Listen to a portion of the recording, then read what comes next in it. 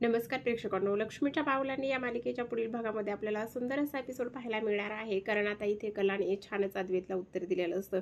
कारण अद्वैत जो आहे तो खूपच कसलाही विचार न करता इथे कलावर खूप जास्त ओरडत असतो. म्हणजे ओरडण्याचं कारण असं असतं की तो खूप दिवसापासून कलाच्या मागावर होता की ती कुठल्या तरी डिझाईन्स काढते आणि तीच आपल्या सानिकाला डिझाईन्स देण्याचं काम करते, पण त्याच्याकडे ठोस असा पुरावा नव्हता. त्यामुळे तो शांत बसला होता. पण आता रोहिणीच्या हाती काही पेपर्स लागलेले असतात आणि रोहिणी ते पेपर्स घेऊन इथे सरोजला दाखवते आणि सरोजला ते पेपर दाखवल्याच्या नंतर इथे सरोज त्या गोष्टीचा सोक्षमोक्ष लावत असते आणि अद्वैतला जाब विचारण्याचा प्रयत्न करत असते की तुला माहिती होतं का ही मुलगी जी आहे ती आपल्या ऑफिसमध्ये काम करत आहे, ती डिझाईन्स बनवण्याचं काम करत आहे. तेव्हा अद्वैत म्हणत असतो की नाही, मला माहिती नव्हतं, मला संशय होता, पण त्या बाबतीत माझ्याकडे कसलेच ठोस पुरावे नव्हते, म्हणून मी तिला आत्तापर्यंत डायरेक्ट जाब विचारला नाही. आणि आता जाब म्हणजेच की माझ्याकडे कॉल रेकॉर्डर्स आहे, सानिकाने सुद्धा कबूल केलेला आहे ती कलाच आहे म्हणून. आणि तेव्हा घरी गेल्याच्या नंतर इथे कलाने खूप छान जेवण बनवलेलं असतं, पण घरी अद्वैत हा खूप रागात आलेला असतो. रागात आलेला अद्वैत हा कलावर खूप नाही ते आरोप करत असतो.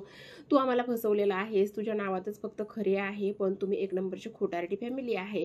आता इथे मात्र कला म्हणत असते की बाद झालं, या गोष्टीला सुद्धा तू पुरता जबाबदार, तू स्वतः जबाबदार आहेस. कारण आपण नवरा बायको आहोत, आपण एका खोलीमध्ये राहतो, पण आपल्यामध्ये कुठलंच नातं नाहीये, आपल्यामध्ये विश्वास नाहीये. मी दिवसभर काम करून दमते, मी रडते, मला कोणी काही बोललं तर मला वाईट वाटतं, पण मी ते सांगायचं कोणाला?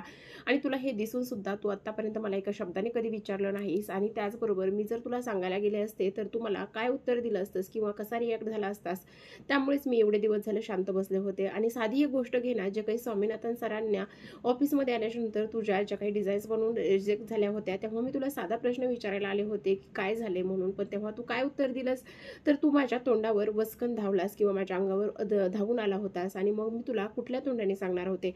आणि त्या डे 1 पासून तर आतापर्यंत तू जे स्वामीनाथन सरांची डील मिळवलेली आहेस, त्यांना जे जे डिझाईन्स तू इथे पाठवत आहेस त्या सर्व डिझाईन्स मीच बनवलेल्या आहेत. पण आता अद्वैत म्हणत असतो की झालं ते झालं, पण आता तुझी एक शिक्षा आहे, ते म्हणजेच की तू इथून पुढे डिझाईन्स बनवायच्या नाही.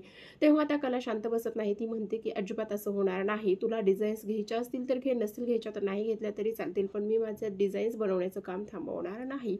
तर प्रेक्षकांनो, पाहत राहा लक्ष्मीच्या पावलांनी या मालिकेचा पुढील भाग. भेटूयात पुढच्या भागात. तोपर्यंत धन्यवाद.